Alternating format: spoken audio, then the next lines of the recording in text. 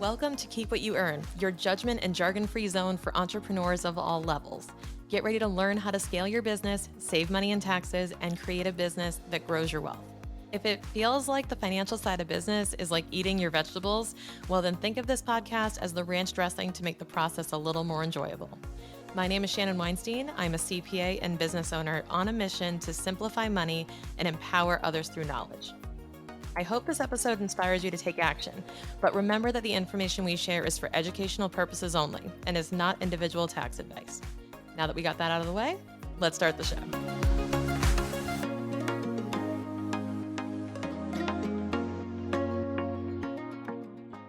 Recently, I've done a few episodes talking about specifically partnerships.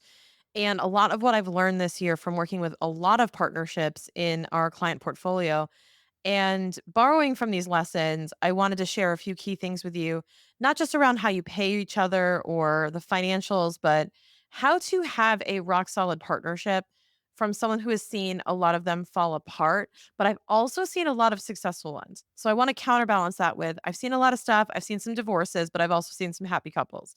So let me, and that's actually a really good comparison, by the way, is that when you enter into a partnership, when you are co-owners in a business, it is like a marriage.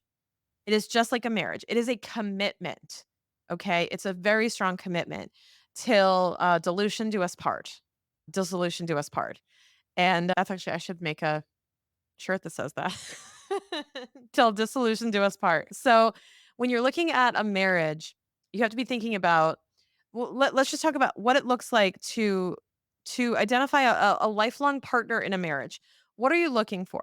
Well, like I'm looking for shared values. I'm looking at someone who would make a great dad to my future kids. I'm looking at somebody who would have a stable career and job and I admire and I respect. I'm looking for someone who's committed to me. I mean, obviously love, that goes without saying, but there's a lot of stuff and another big thing that was really important to me when I was kind of like looking for a partner, because I was in my 30s when I was engaged to Jason. I was in my late 20s when I met him. And by then you kind of have an idea of what you're looking for, right?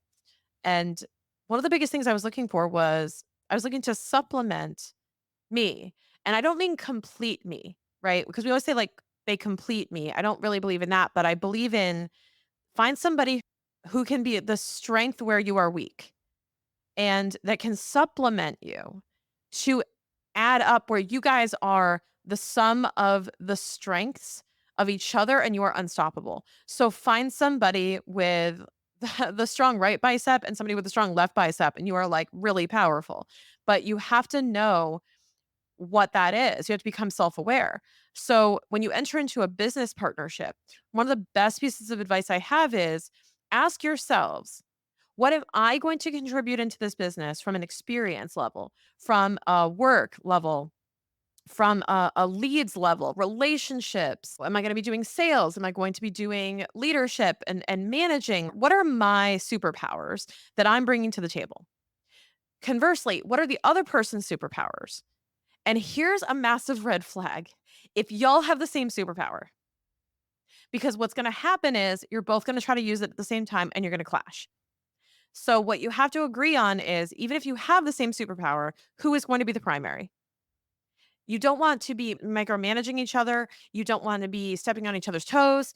You have to stick to, who's going to be doing what pieces of the business. It's the reason why a lot of restaurants, for example, have a multi owner structure where one person is the executive chef and one person is the operational owner of the front of house. Many times, one person is stronger at one of those two things. One person does inventory because they like doing that or they're good at it. One person does the cooking because they like that or they're good at it. And what you want to find are the supplemental skill sets with each other that make sense. Hey, it's Shannon, and I wanted to remind you that the love language of podcasters is reviews. If you wouldn't mind taking a couple of seconds just to leave us a review if you're enjoying this show, we would really, really appreciate it. Okay, back to the show. And the other thing you want to do is you want to have expectations set well in advance on what you're going to be doing for the business, how often you're going to be meeting, and what the expectations are and what the deadlines are for those activities. Like, what are your calls to action every single time you meet? What are the things that you're responsible for daily, weekly, monthly, quarterly, annually? Who is meeting with whom as far as contractors go? I can't tell you how many times as a CPA, it wasn't clear which partner should be dealing with me, and it gets super confusing.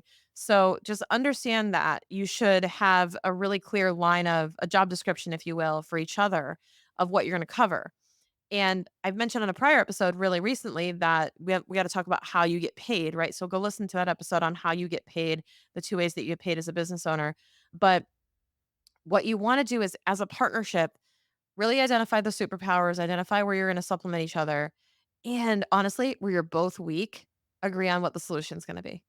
So, are you going to hire another person? Are you going to allow that to be C plus for a while? Like, what are you going to do when you consider that you're both weak in this particular area? How are you going to solve for that?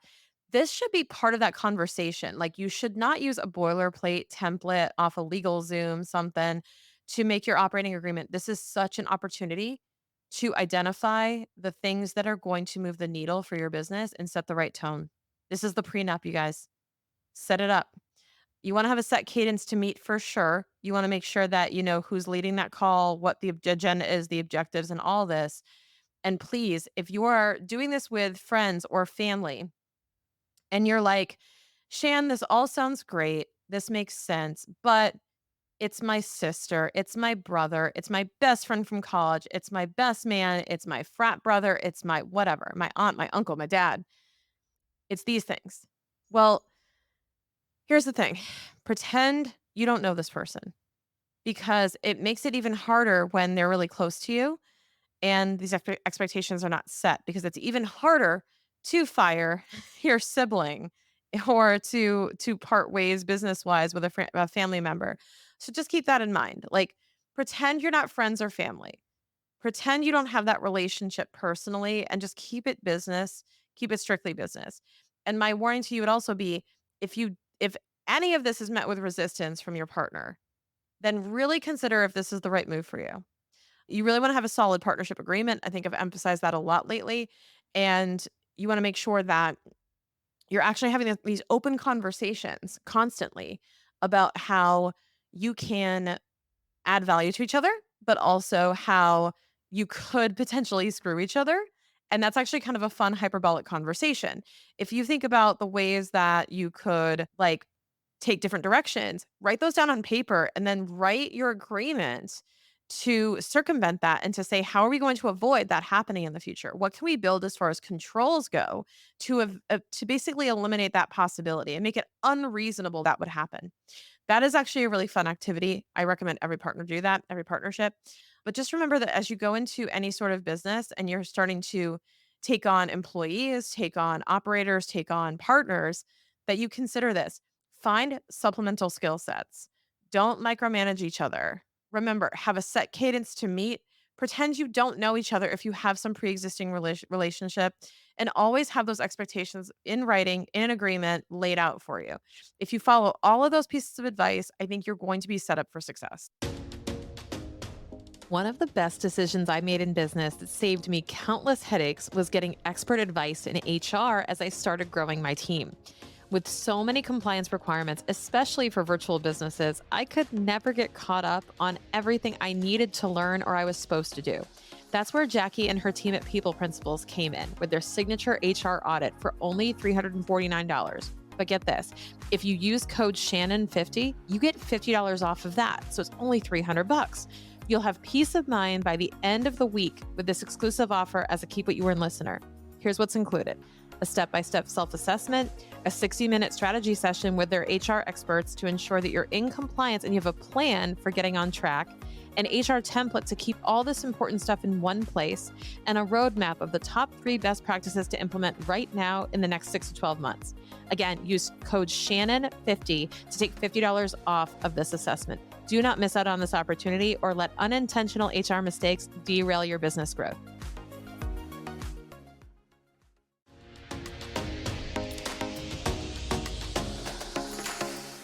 Thank you so much for listening. If you enjoyed this episode, please leave a rating and review on your podcast platform.